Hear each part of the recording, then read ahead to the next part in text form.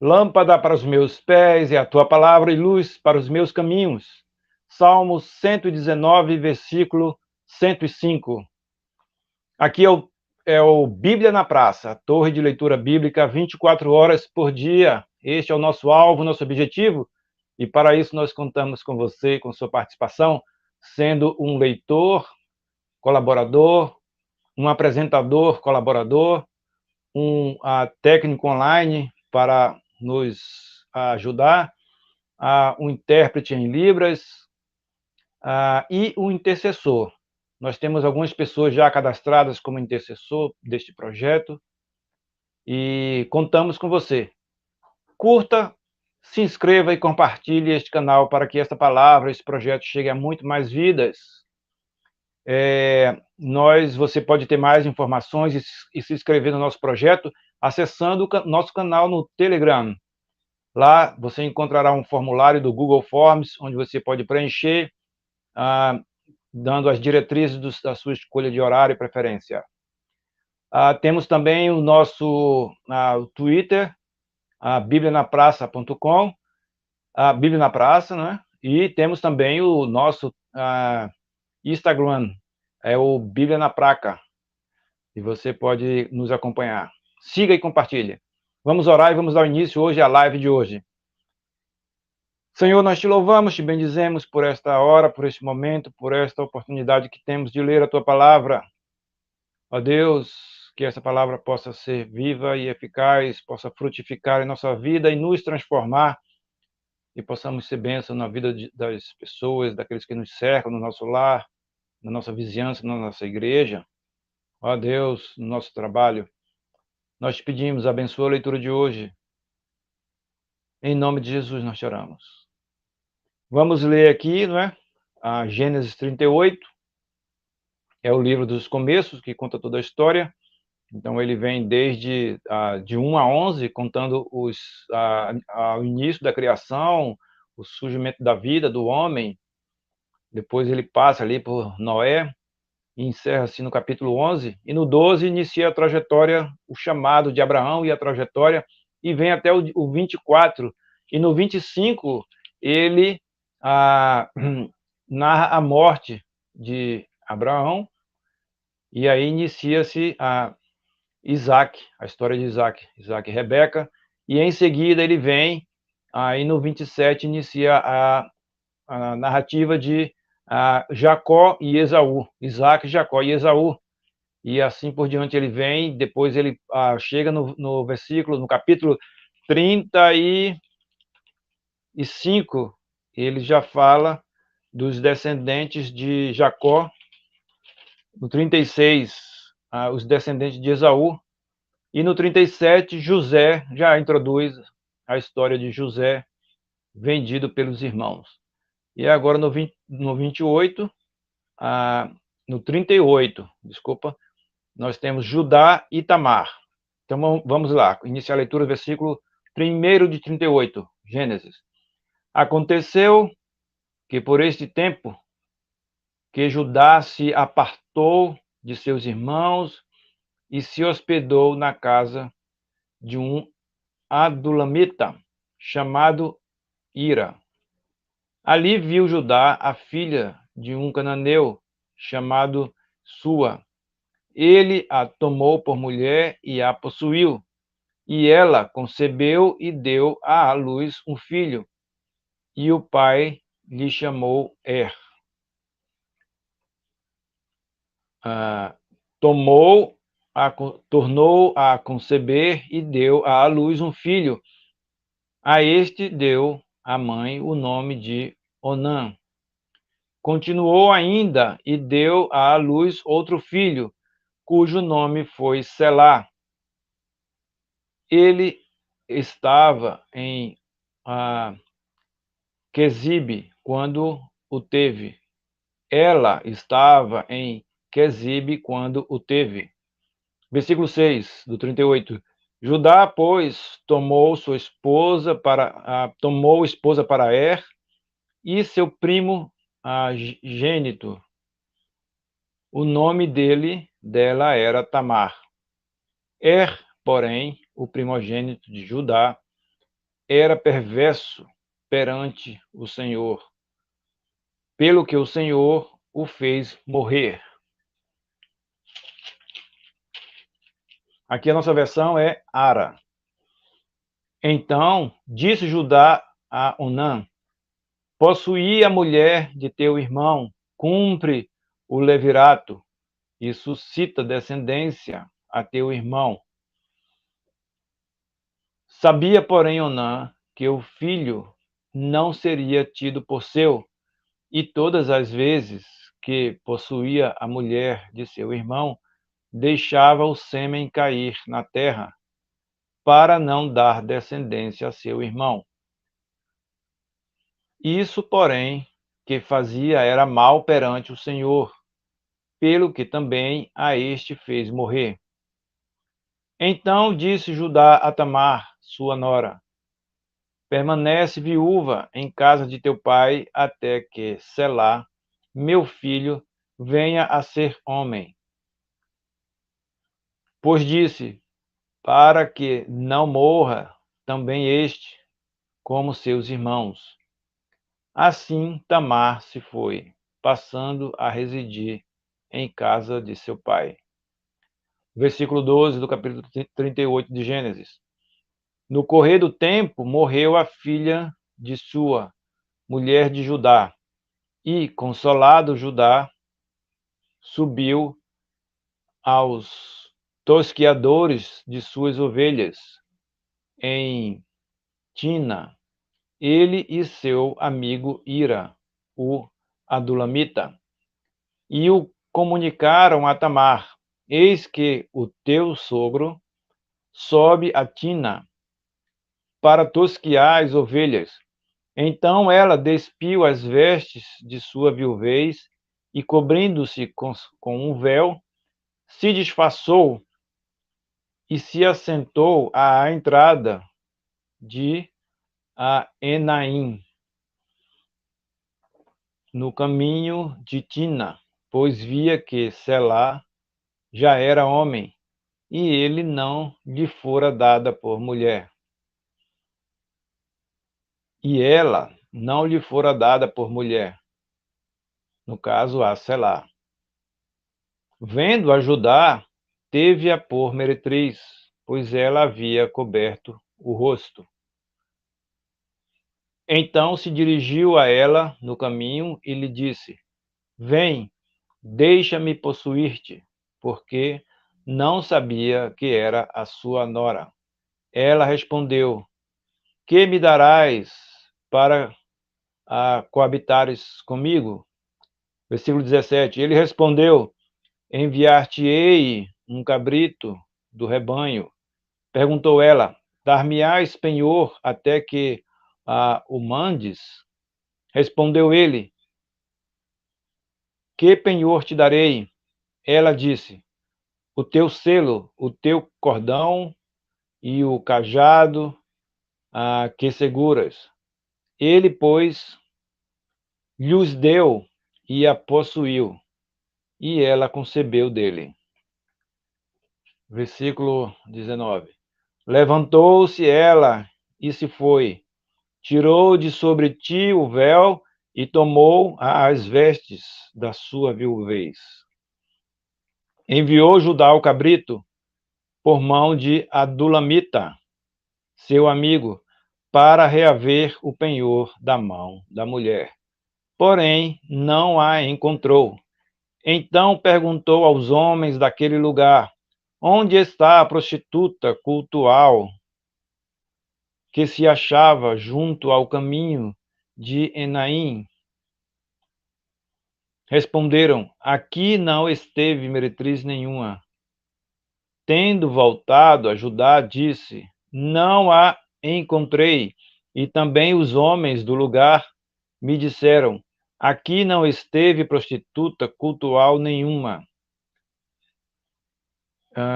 Respondeu Judá: que ela o guarde para si, para que não nos tornemos em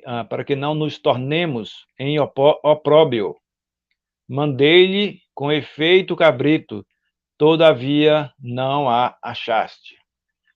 Versículo 24 do capítulo 38 de Gênesis. Passados quase 3 meses, foi dito a Judá: Tamar, tua nora, adulterou, pois está grávida. Então disse Judá: Tirai-a fora para que seja queimada. Em tirando-a, mandou ela dizer a seu sogro: Do homem de quem são estas coisas eu concebi. E disse mais: Reconhece de quem é este selo, e este cordão, e este cajado. Reconheceu-os Judá e disse: Mais justa é ela do que eu, porquanto não a dei a Selá, meu filho, e nunca mais a possuiu. No caso aqui, não é? Ele não quis dar o filho, Judá não quis dar o filho Selá para a viúva, para Tamar. Então Tamar teve relações com seu sogro, Judá, e agora estava grávida. E aí Judá mandou chamá-la para ser queimada. E aí ela mostrou o bordão e o cajado de Judá para todos, né? 27. E aconteceu que, estando ela para dar à luz, havia gêmeos no seu ventre. Ao nascerem, um pôs a mão fora, e a parteira, tomando-a, lhe atou um fio encarnado e disse: Este saiu primeiro, mas recolhendo ela a mão, o 29, mas recolhendo ele a mão, saiu o outro, e ela disse: Como rompeste saída? E lhe chamaram Pérez. O 29, mas recolhendo ele a mão, saiu o outro, e ela disse: Como rompeste saída? E lhe chamaram Pérez. Depois lhe saiu o irmão, em cuja mão estava o fio encarnado, e lhe chamaram Zera. Vamos ao capítulo 39, José na casa de Potifar. José foi levado ao Egito, e Potifar, oficial de Faraó, comandante da guarda egípcio, comprou dos ismaelitas que o tinham levado para lá. O Senhor era com José,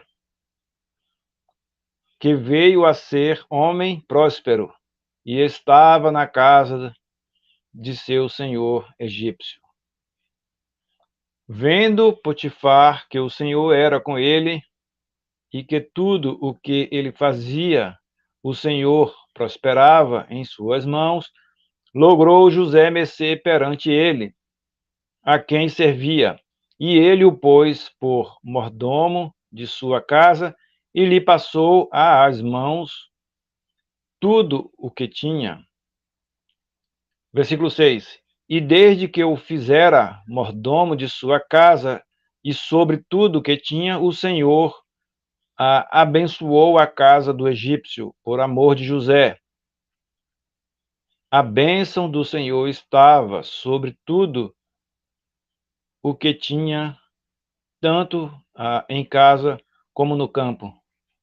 Interessante, não é? Onde tem um servo do Senhor, o lugar pode ser qualquer lugar, este lugar é abençoado, porque o servo do Senhor carrega as bênçãos consigo. Nós somos abençoados. Versículo 9. Potifar, tudo o que tinha, confiou às mãos de José, de maneira que, tendo-o por mordomo, de nada sabia, além do pão com que se alimentava. José era formoso de porte e de aparência. Aconteceu depois destas coisas que a mulher de seu senhor pôs os olhos em José e lhe disse: Deita-te comigo.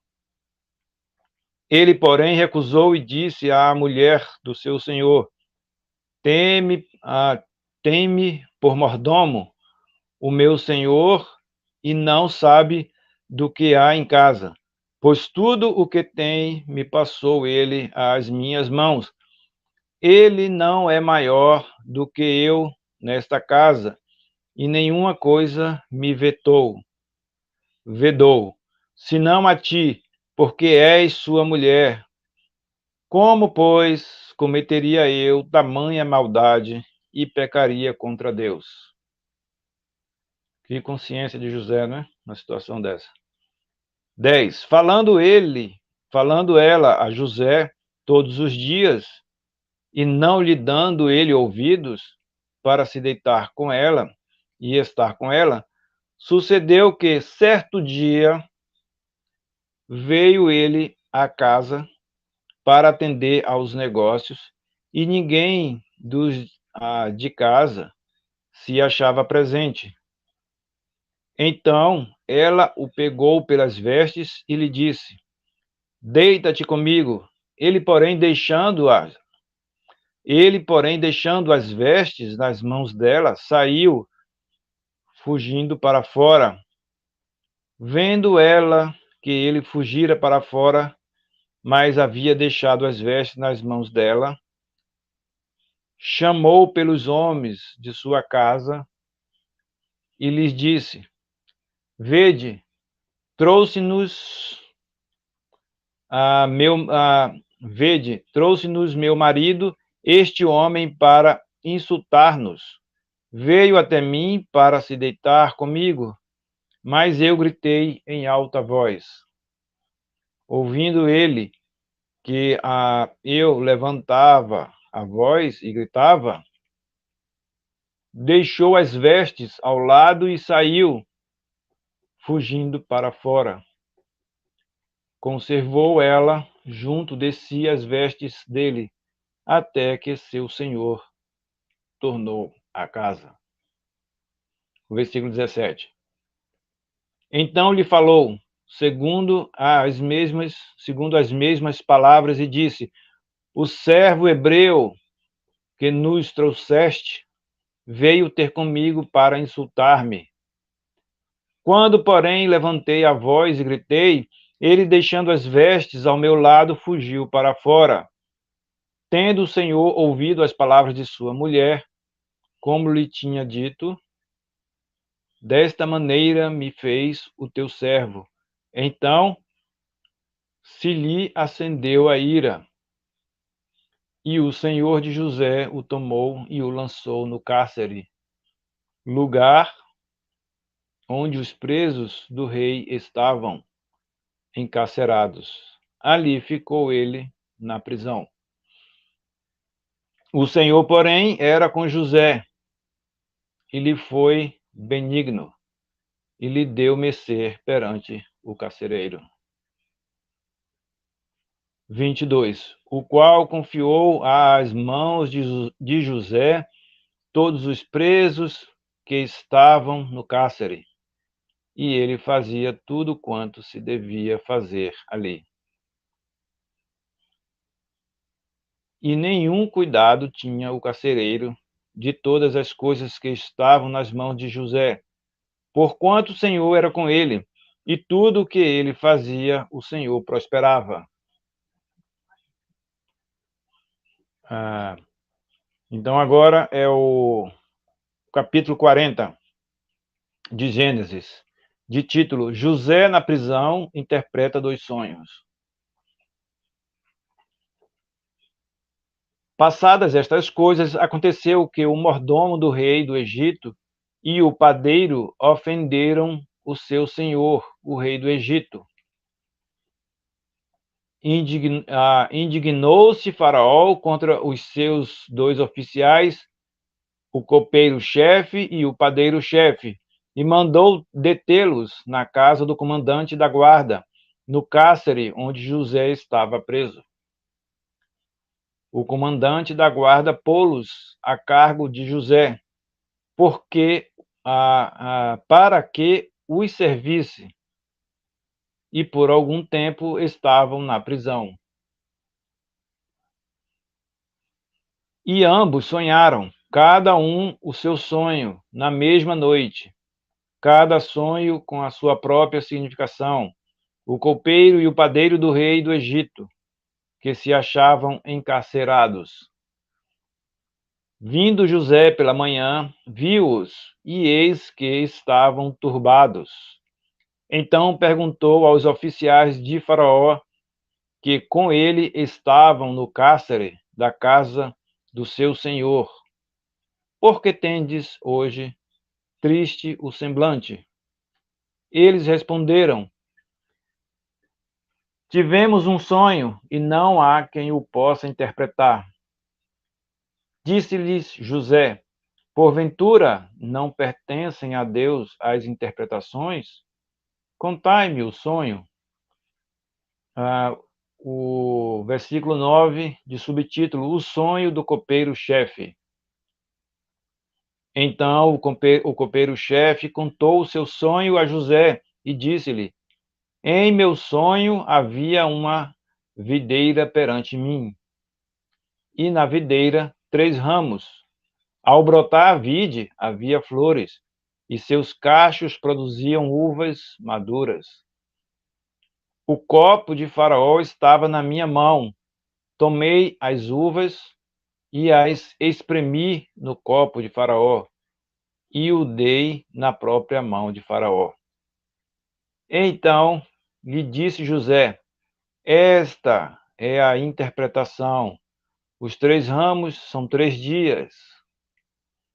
Dentro ainda de 3 dias, Faraó te reabilitará e te reintegrará no seu cargo, e tu lhe darás o copo na própria mão dele, segundo o costume antigo, quando eras copeiro. Versículo 14 do capítulo 40. Porém, lembra-te de mim quando tudo se correr bem, e rogo-te que sejas bondoso para comigo, e faças menção de mim a Faraó, e me faças sair desta casa, porque de fato fui roubado da terra dos hebreus, e aqui nada fiz para que me pusessem nesta masmorra.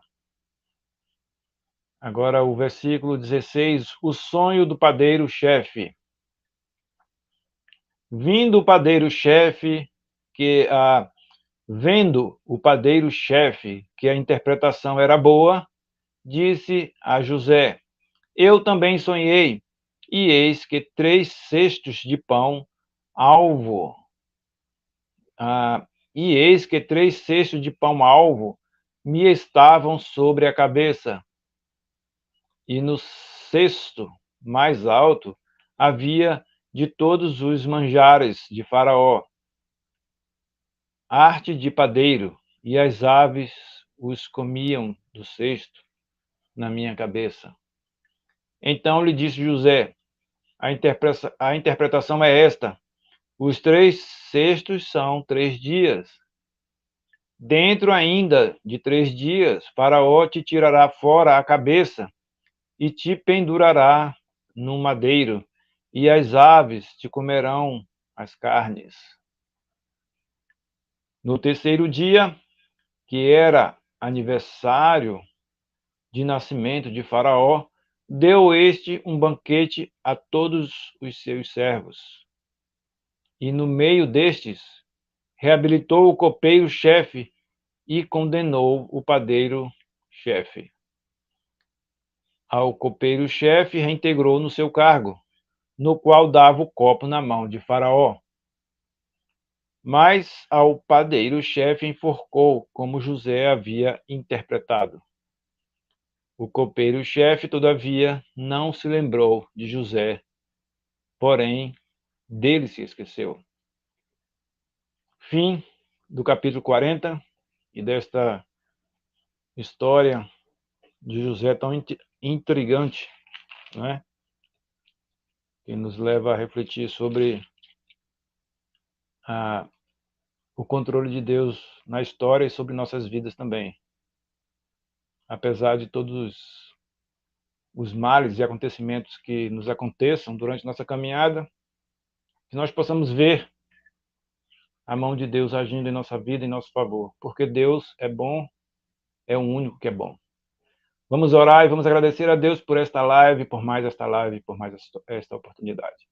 Senhor, te bendizemos por este momento, por essa leitura, pela tua palavra, que é viva e eficaz, por tua palavra que mostra, Senhor, as verdades sobre ti, sobre nós, sobre a história. Ó Deus, que tu és o mesmo, tu não mudaste, tu és fiel, tu tens tudo e todos no teu controle, Senhor. Ó Deus, nós te louvamos por tudo que tem feito em nossa vida, porque tu tens nos guiado até aqui, e assim será por diante. Nós te louvamos por essa leitura, Senhor. Ó Deus, nós te agradecemos por tudo, em nome de Jesus. Este é o Bíblia na Praça. Participe conosco. Curta e compartilhe. E seja o nosso parceiro. Muito obrigado por mais uma leitura e que Deus nos abençoe. Amanhã estaremos aqui, lendo 41, 42 e 43 de Gênesis, provavelmente com o pastor Gilvan.